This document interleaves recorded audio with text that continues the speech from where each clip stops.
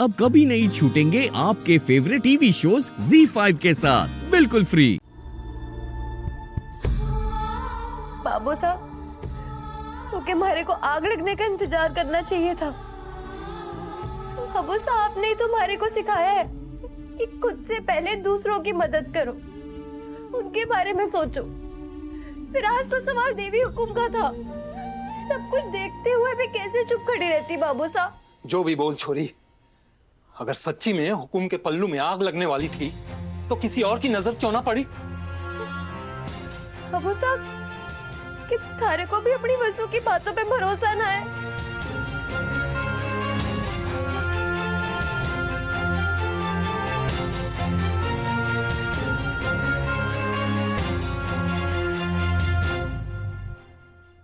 ये तस्वीर सिर्फ सा का तोहफा नहीं था दिया, सा के जज्बात थे।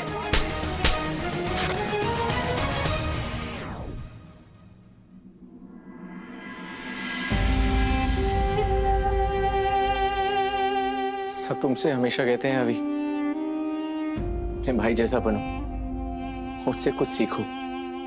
बात बात पर मासा भी तुम्हें मेरा एग्जाम्पल देती है, लेकिन आज मैं तुमसे कहता हूं अभी, अपने भाई जैसा कभी मत बनना, कभी नहीं।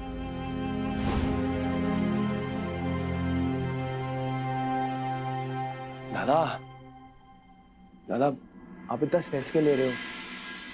मैंने एक लड़की पर हाथ उठाया है अभी। एक बार को मैं मान भी लूं कि वो पूरी तरह गलत थी, पर मुझे कोई हक नहीं है कि इतने लोगों के सामने एक लड़की की सेल्फ रिस्पेक्ट को चोट पहुंचाऊं। मैं समझ रहा हूँ दादा, पर आप ही तो कहते हो ना कि अगर गलती करने के बाद उसका एहसास हो जाए तो फिर वो गलती दोबारा नहीं होती। पर मुझसे इतनी बड़ी गलती हुई कैसे? लाइफ में पहली बार आज मैंने अपना कंट्रोल खो दिया। मासा के आंसू देखकर पता नहीं कैसे मेरा हाथ उठ गया और माना उस लड़की की गलती की वजह से पापा सा की कई रातों की मेहनत राख हो गई और मासा इस खास दिन पर खाली हाथ रह गई। पर मैंने भी तो सिचुएशन संभालने की जगह और खराब कर दी। बाबू साहब, जब मैं नींद में भी कुछ बड़बड़ाती थी ना, तो आप उस पे भी भरोसा कर लेते थे। क्या आपको सच्ची में लगे कि आपकी परवरिश मारे को कुछ गलत करने देवेगी? आपकी वसु आपसे झूठ बोलने से पहले मरना पसंद करेगी बाबू साहब। कर चोरी, बस कर। तू तो हमारा विश्वास है, हमारा भरोसा है। तू हमारे को पता है हमारे को कि हमारी वसु झूठ और फरेब से कोसों दूर है, बिल्कुल अपनी माँ जैसे। जो उसके मन में है वही उसके मुंह पर। और तुम्हारे पर विश्वास ना करना मतलब अपनी आत्मा पर यकीन ना करने जैसा है। पर बाबू साहब, मैं बाकी सबने कैसे यकीन दिलाऊं कि मैं सच बोल रही हूँ? अब ये सब सोचने का कोई फायदा ना है छोरी। बाहर के लोग न हमारी वसु के मन को ना ही उसकी सच्चाई को कभी भी समझ पावेंगे। तो बस ये समझ ले कि कोई बहुत बड़ी विपदा आने वाली थी, सो छोटे में ही टल गई। अरे वाह बाबू साहब, अगर बैसा की बात माननी थी तो मुझे थप्पड़ लगाने से पहले मान लेते। मुफ्त का गाल लाल कर दिया। प्यार में मारा छोरे, सॉरी।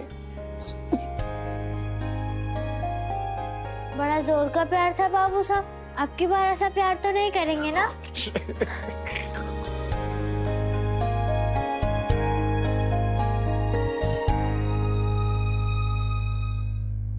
हम सब 25th एनिवर्सरी को यादगार बनाना चाहते थे, पर अब जब भी इस दिन को याद किया जाएगा तो सिर्फ पूरी यादें ही याद आएंगी।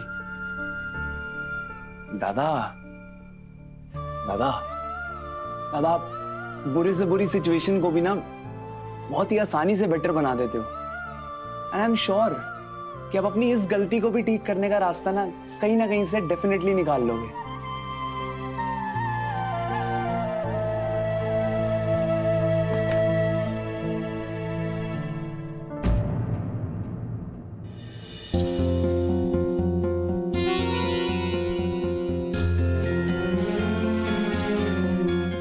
ये ढूंढ रही है छोरी? बाबू साहब, अम्मा की झुमकी पता नहीं कहाँ गिर गई। हमारे पास वो अम्मा की इकलौती निशानी है बाबू साहब, मैं उसे खो ना सकूं। मिल जाएगी छोरी, तू ठीक से ढूंढना। हे हमारी माता माई, गुलकी की अर्जी भी सुन लो ना। बाइसा के झुमके जल्दी से मिल जावे, ये उनके पास अम्मा की आखिरी निशानी थी।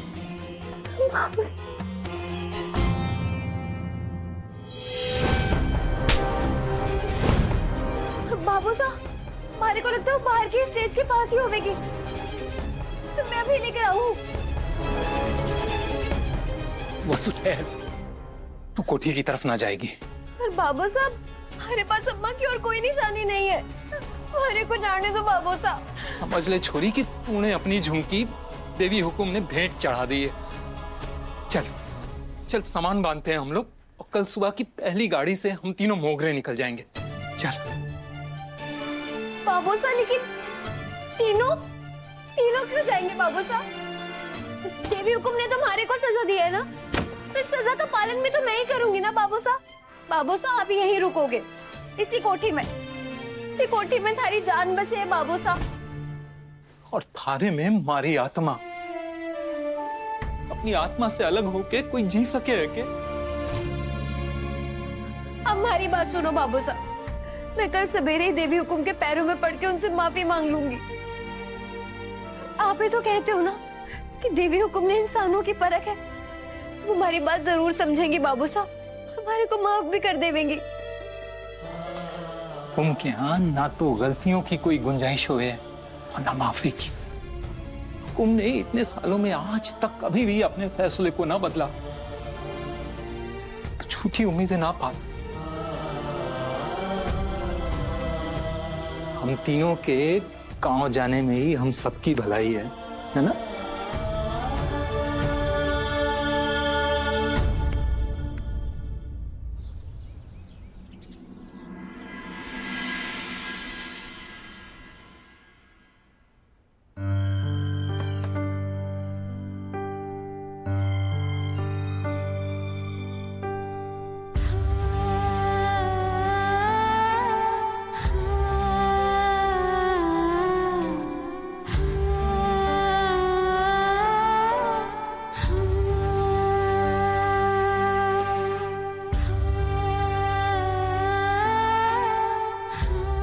चल गुलकी, गाँव चलते हैं, हाँ तुझे खुले में घूमने को भी मिलेगा।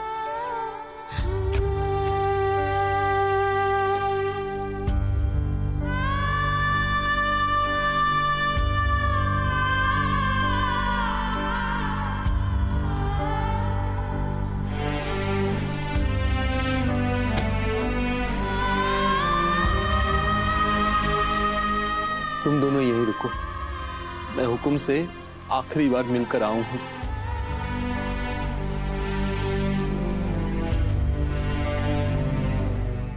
Z5 ऐप डाउनलोड करें और देखें सारे एपिसोड्स बिल्कुल फ्री।